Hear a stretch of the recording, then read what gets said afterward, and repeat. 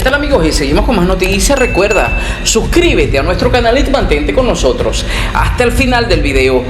Sancionan a trabajadores por ausentarse al desfile del 1 de mayo. Varios operarios de los laboratorios Oriente del Grupo de Industria Biotecnológicas y Farmacéutica Biocuba Pharma son víctimas de la purga ideológica con que el régimen vigila, sanciona y reprime a los trabajadores que se ausentaron al desfile del 1 de mayo en la ciudad de Santiago de Cuba. Aunque en cualquier parte del mundo la marcha por el Día Internacional de los Trabajadores es opcional, en Cuba es vista como una obligación política que define el estatus laboral de los obreros, impone el respaldo al régimen y les niega el derecho a exigir sus demandas. La evidente apatía de los obreros por los actos y concentraciones masivas es una forma de rechazo contra la inflación, el déficit energético y la falta de alimentos, la pérdida del valor adquisitivo de los salarios y las políticas fallidas con que el Estado asfixia a sus familias. Gisela Bermúdez, trabajadora de los laboratorios Oriente, aseguró a un diario local que fue tildada de reincidente y castigada a un mes sin estimulación salarial, pese a explicar que no pudo salir de su casa por falta de transporte y un pedazo de pan para que merendaran sus hijos. En tanto, Olga Martínez recibió una amonestación en la planta de sueros y soluciones parentales porque, a juicio de su director general Jorge Oreste Batista, caminar en medio de un apagón y a las 2 de la mañana a los 10 kilómetros que medían entre la Plaza de la Revolución Antonio Maceo y el reparto Abel Santa María no es justificación para faltar a una celebración tan importante.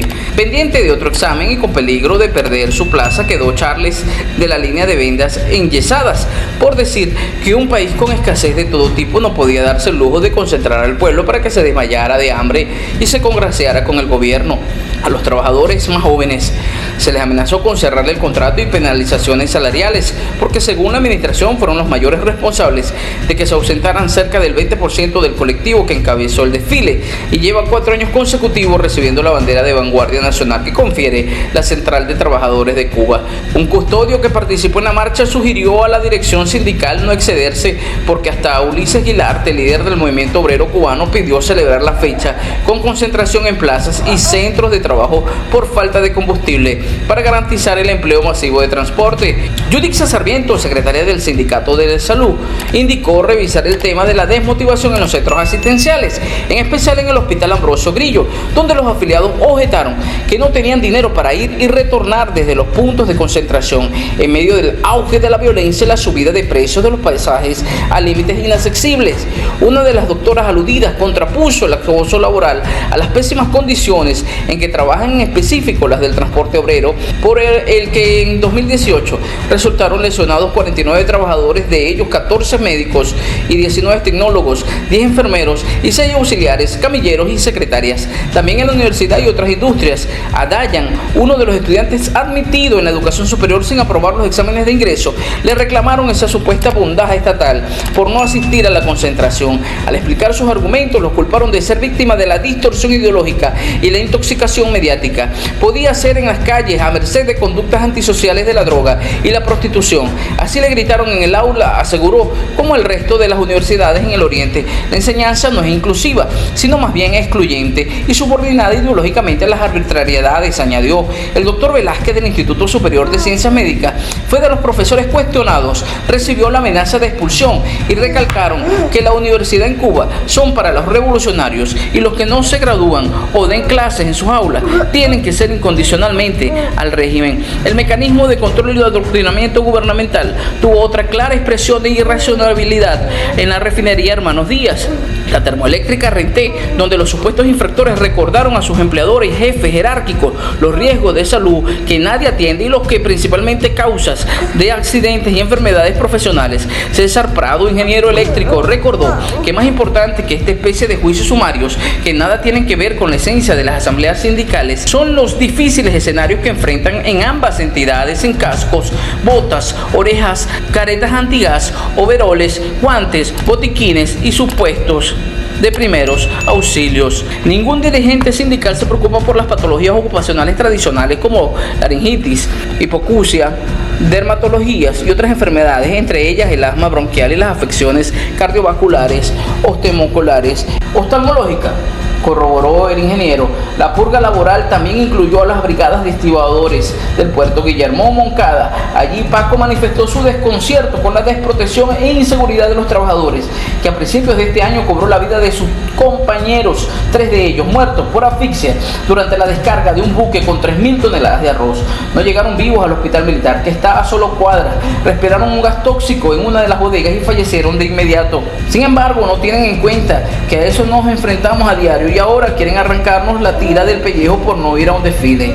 Similar postura de denuncia e insatisfacción asumió Navaroli del aeropuerto Antonio Maceo, en cuya terminal de protocolo fallecieron en abril último 3 pilotos de helicóptero, pese a las normativas de que esas aeronaves no pueden volar de noche, a no ser los de búsqueda y rescate en misión operativa.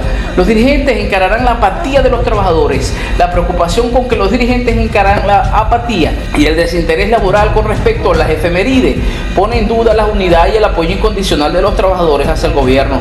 El desfile por el 1 de mayo en Santiago de Cuba comenzó a las 7 de la mañana y solo duró unos 50 minutos, mientras que las imágenes posteadas por el régimen formaron parte del espejismo creado por camarógrafos y fotoreporteros para mostrar una masiva inexistente.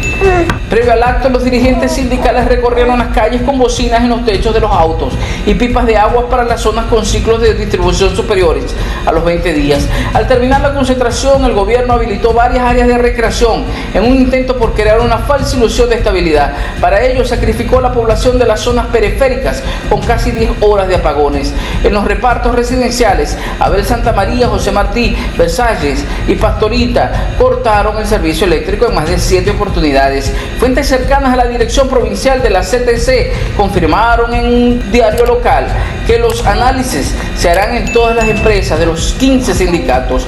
En esas improvisadas reuniones de purificación ideológica salen a la luz el deterioro físico, la falta de una buena alimentación y los altos niveles de estrés de los trabajadores, aquejados de una inseguridad laboral y salarial sin precedentes. También las fallas y falta de control de los sistemas de trabajo, junto al incumplimiento de las normas de seguridad y protección por parte de los administradores responsables de la mitigación de los riesgos. El gobierno cubano no ha ratificado 15 convenios internacionales sobre seguridad social, entre ellos el de las prestaciones de invalidez, vejez y sobrevivientes en 1967, el de cáncer profesional en 1974, el de prestaciones en caso de accidente de trabajo y enfermedades profesionales en 1964 y el de un entorno de trabajo seguro y saludable. Sobre la prevención de riesgos, accidentes y enfermedades laborales, hay otra decena de convenios que Cuba no ha ratificado.